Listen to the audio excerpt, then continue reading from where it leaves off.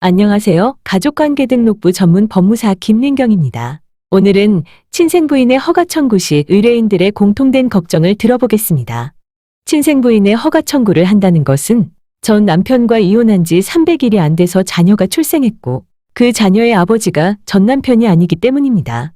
전 남편과 이혼하고 새로운 사람을 만난 것이 아니고 전 남편과의 관계가 정리되기 전에 다른 사람을 만난 것입니다. 이혼 전에 이미 수년간 별거 중이었거나 아니면 이혼 소송을 2, 3년씩 하다 보면 서류상 이혼이 기록되기 전에 다른 사람의 자녀를 출산하는 일이 생길 수 있습니다. 그런데 자녀의 출생 신고를 하려면 전 남편과 서류상 이혼이 된 때를 기준으로 따지다 보니 출생아가 생부가 아닌 전 남편의 자녀로 추정을 받는 바람에 막바로 생부 앞으로 출생 신고를 하지 못합니다. 그래서 생부 앞으로 출생 신고를 하기 위해서 친생부인의 허가 청구를 하게 되는데요. 친생부인의 허가 청구 건으로 상담하시는 분들 중에는 공통적으로 다음 두 가지를 근심하시는 분이 많습니다. 첫째는 전 남편에게 알리지 않고 하는 방법이 없는지 고민하시고, 두 번째는 이혼하기 전에 다른 남자의 아이를 임신한 것을 문제 삼아 위자료 등 손해배상 청구가 들어오지 않을까 하는 걱정입니다.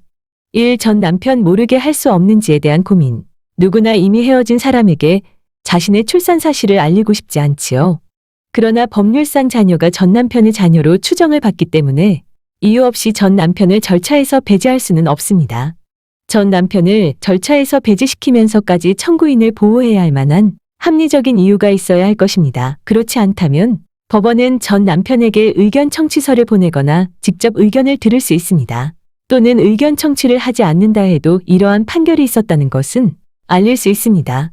특별한 사정이 있을 경우는 전 남편에게 의견 청취서도 보내지 않고 친생부인의 허가 심판 정본도 송달하지 않아서 전 남편에게 전혀 알려지지 않을 수도 있습니다. 청구인 측의 구체적인 상황과 여러 가지 사정을 고려하여 전 남편에게 알려질 수도 있고 알려지지 않을 수도 있으나 자세한 사정은 상담을 통해 필요시 전 남편에게 알려지지 않도록 진행을 하되 최종적인 판단은 법원의 재량입니다. 어쨌든 자녀는 출생신고를 해야 합니다.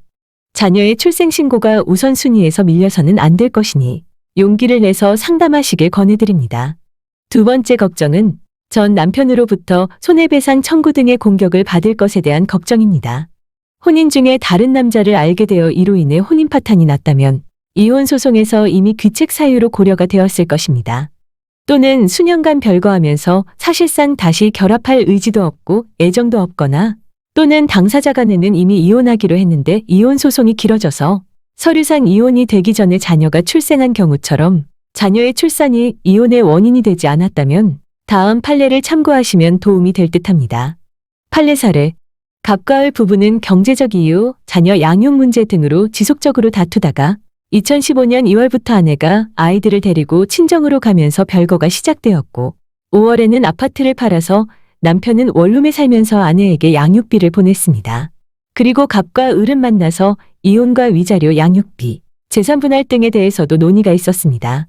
갑남은 7월에 A녀를 만나 자신은 이혼했다고 하면서 교제를 시작했고 A녀는 한 달 후인 8월에서야 갑남이 아직 이혼하지 않았다는 사실을 알게 되었습니다. 8월에 을녀가 갑남을 상대로 이혼 소송을 제기하면서 동시에 A녀에게는 손해배상 청구를 하였습니다.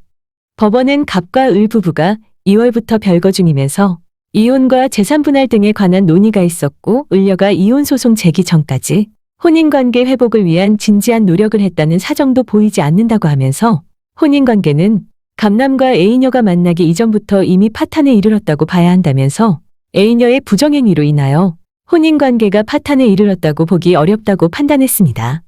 민법 제750조에 불법행위에 기한 손해배상 청구권이 인정되려면 불법행위와 손해발생 사이에 인과관계가 있어야 하는데 위 사안에서는 인과관계가 없다고 판단한 것입니다. 비록 대법원 판례는 아니지만 참고가 될 것입니다.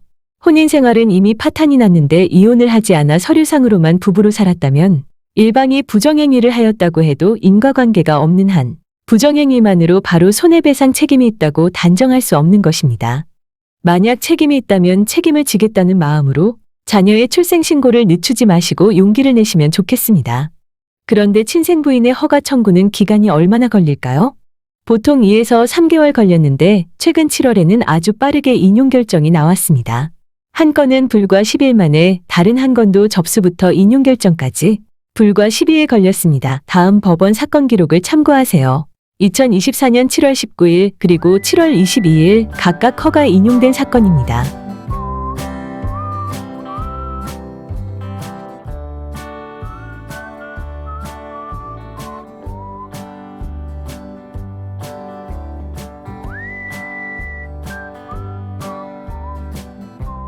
친생부인의 허가 청구의 보수 등 친생부인의 허가 청구는 법무사 보수 50만 원이고 공과금은 별도입니다.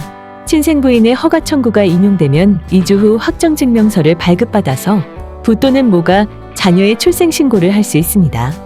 시청해주셔서 감사합니다. 오늘도 행복한 날 되세요.